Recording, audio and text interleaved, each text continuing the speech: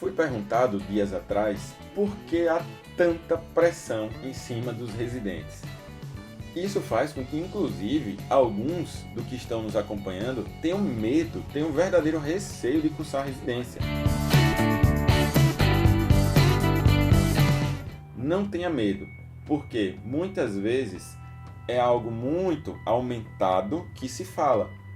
Uma época, anos lá atrás, com certeza eu acredito muito que essa pressão ela era muito mais elevada. E claro, isso depende do lugar. Tem lugares que a hierarquia entre os residentes ela se faz muito mais presente do que em outros. Eu vivenciei isso de certa forma. Tanto é que, se eu for lembrar, eu sei que tiveram alguns estresses, como todo mundo deve ter ao longo de seus cursos de pós-graduação. A residência não está diferente disso não. Em geral, ela tem até um pouquinho mais. Só que isso não pode ser um fator que te desmotive a querer realizar a residência de cirurgia.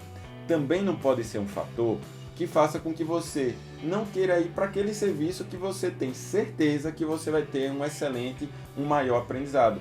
Então, na verdade, esse vídeo também é para te motivar a enfrentar esse tipo de informação que muitas vezes é uma desinformação. Mas aí me perguntaram, professor, por que em geral existe esse estresse, essa pressão? Eu posso dizer a vocês com muita tranquilidade que é devido ao fato do cotidiano de um curso, de uma residência. Lembre-se que diferentes residências vão variar na quantidade de professores, de staffs, e também vai ter uma variação, às vezes, em quem está no poder, no comando, ou seja, quem está na coordenação, na frente do curso, que pode mudar de tempos em tempos, quem está na vice-coordenação. A gente sabe que às vezes existem algumas disputas políticas dentro da própria residência, dentro do próprio hospital, e isso acaba influenciando muito, e tem que tomar muito cuidado para às vezes você não tomar partido político e acabar prejudicando o seu aprendizado. O ideal, se possível for, é tentar se manter neutro, se blindar em relação a isso. Mas essa pressão muitas vezes é porque você vai ter na sua rotina que cuidar do paciente que está dando entrada, você vai ter que também preencher toda a papelada de internamento, você também, a depender do seu R, é quem vai dar alta a esse paciente, alta hospitalar, vai fazer acompanhamento desse paciente. Além disso tudo, tem que lidar com exames muitas vezes pré-operatórios, que nem todos os hospitais vão ser realizados neles, então tem exames externos. E muitas vezes uma cirurgia pode ser cancelada pela falta de um exame.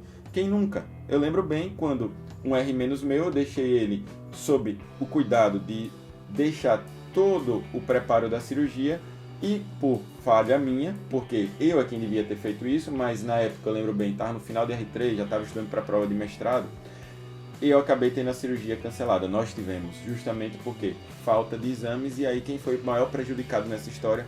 O paciente.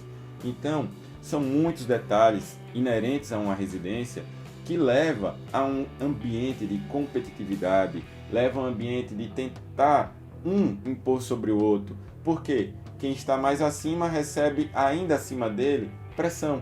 E aí vai passando através dessa escala hierárquica até o R-.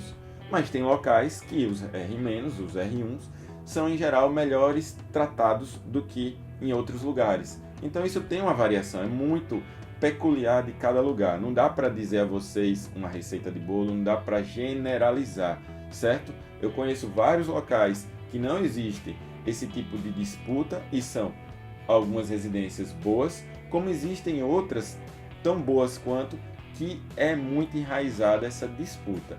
No geral, então, é tentar suportar, são 3 anos, e tentar fazer da forma mais leve possível. Vez ou outra vai ter atrito? Vai, qualquer residência tem atrito.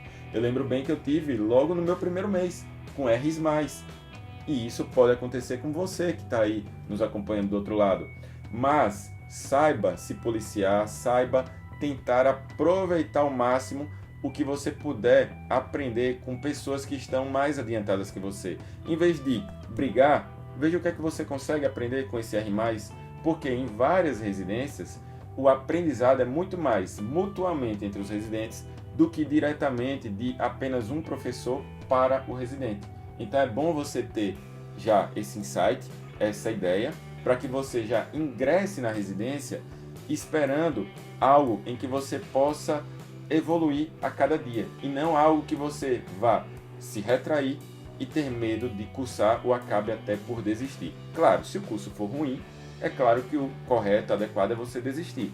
Mas se puder, tenha informações antes desse curso para que você não caia no dissabor, como eu já conheci pessoas que acabaram desistindo de residências que não estavam naquele mínimo que elas consideravam para poder aprender adequadamente.